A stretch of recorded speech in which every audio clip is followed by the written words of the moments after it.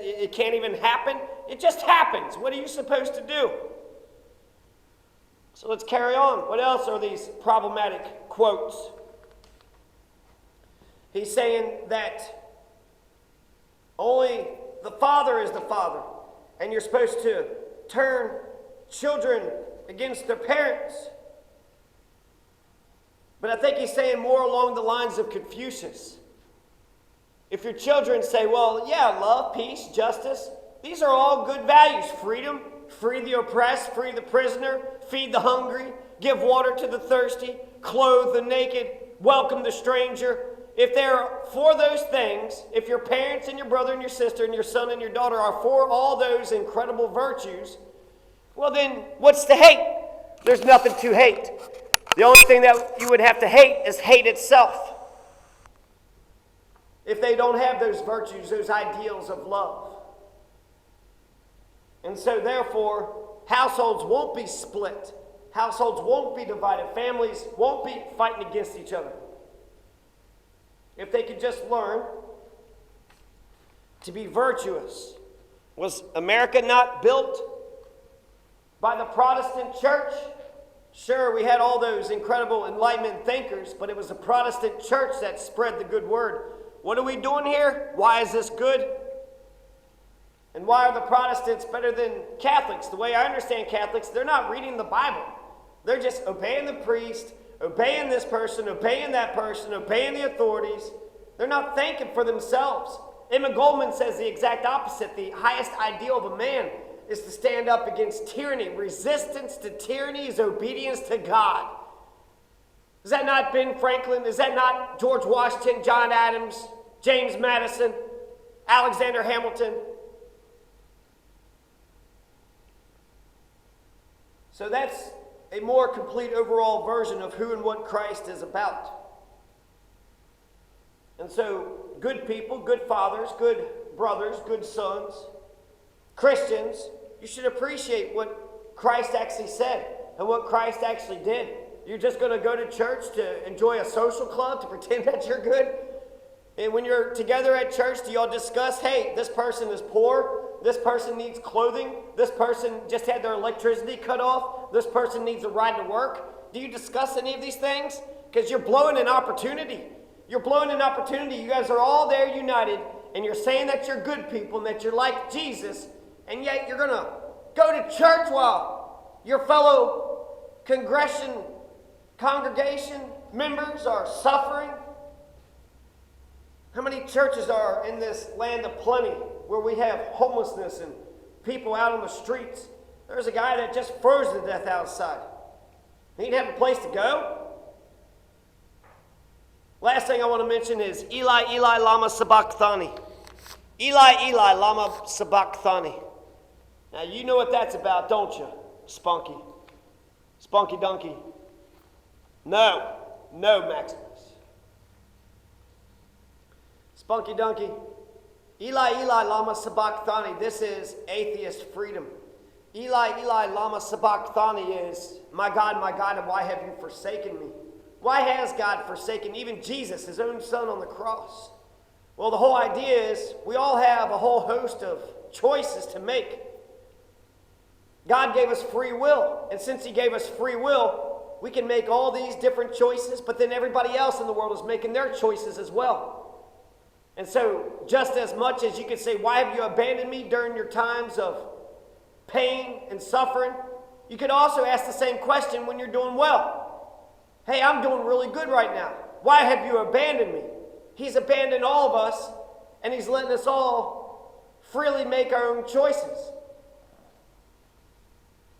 And we wouldn't know Christ today if he hadn't been abandoned in hell. Was Christ not pushing for this moment? Everything in The Chosen is about the crucifixion. He is just pushing up against the crucifixion. That's all he is doing. He's going to go get crucified. And his death, he even says something else remarkable. The Last Supper, he says, you should drink his blood and eat his body. This is cannibalist shit. I wonder, did the apostles actually eat the body of Jesus and drink his blood? Is that what the resurrection was? Because they're saying that he was resurrected and then we saw him walking around saying hello to everybody. and then he just stayed resurrected? Or we just saw images of him? Why would Jesus require us to drink his blood and eat his body? He's saying, ultimately, I'm just flesh and blood, just like you're flesh and blood. And so since I am just a man, you are also just a man. So his revolution isn't, I'm going to build an army and I'm going to topple the redcoats and the British Empire so we can create America. I'm not going to have a Cuban revolution, a Russian revolution, an American revolution. I'm not going to have a French revolution. I'm not going to have a Chinese revolution. I'm not going to have a Haitian revolution. I'm not going to have an American revolution. I'm going to be a Crispus Attucks. I'm going to be a John Brown. I'm going to be a Luigi Mangione. I'm going to go through the pits of hell. And maybe the people that come after me, it's like John Brown was a spirit animal. And so in a way, Jesus opted to be the spirit animal. There was a thing about Tiberius. Tiberius had said something about, well, clearly Jesus was a God. Clearly Jesus was a God. We should have anointed him into the field of gods. This is just a report. Who knows if it's true, because this is the reign of Tiberius. Tiberius didn't hear about any of this stuff. He didn't know what Pontius Pilate was up to. He didn't know what Pontius Pilate and who the hell is that other guy? Herod. He didn't know who Herod was. He didn't know what Pontius Pilate was up to. He knew what they were up to. He knew what they were doing. And the Romans were cruel. The Romans were bullies. The Romans were fascist. The Roman salute, the Elon Musk salute. Jesus stood up to the Roman Empire. Jesus stood up to the capitalist imperialist. He's flipping the tables of the money changers. He's saying, let's all get along. Let's have a commune. Let's take care of each other. He also has one about his sheep.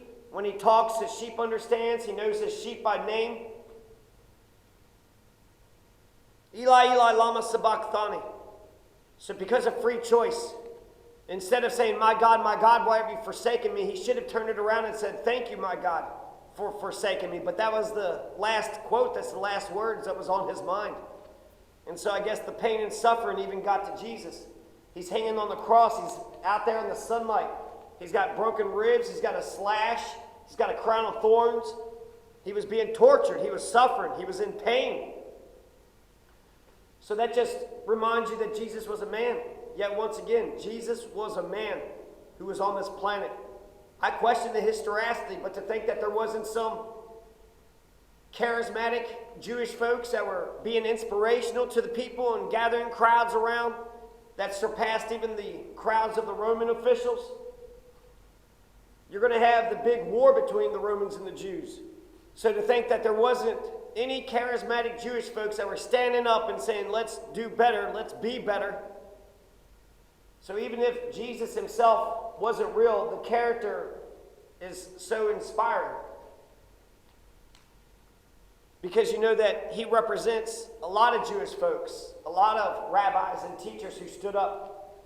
And I'd like to think that the people that wrote these ideas down, they were actually there and they saw the thing, and that they saved these manuscripts for us. I'd love to think that. But even if that didn't happen, he's saying that by being the good people, by being the chosen ones, people are going to get pissed off. They've made their life of sin. They've been a bunch of greedy, selfish, hate-filled, warmongering, criminal sons of bitches. And since they've been a bunch of hate-filled, criminal sons of bitches, well, they're addicted to sin, and they can't stop their addiction. So when you come by and you say, hey, why don't we be nice to each other and help each other and even love thy neighbor, treat thy neighbor as thyself, they can't fucking handle that shit. They can't handle that shit because they know they're wicked in their hearts. They're addicted to wickedness. And so your good example makes a mockery of them. So God gave us free will. He abandons us in the good times and the bad times. And then there's the footsteps in the sand. So even when he abandons us, he's actually there the whole time, right? So you got all these inconsistencies, but I'm an atheist. I don't even believe in an invisible man up in the clouds. I'm not even for sure about the historicity of Jesus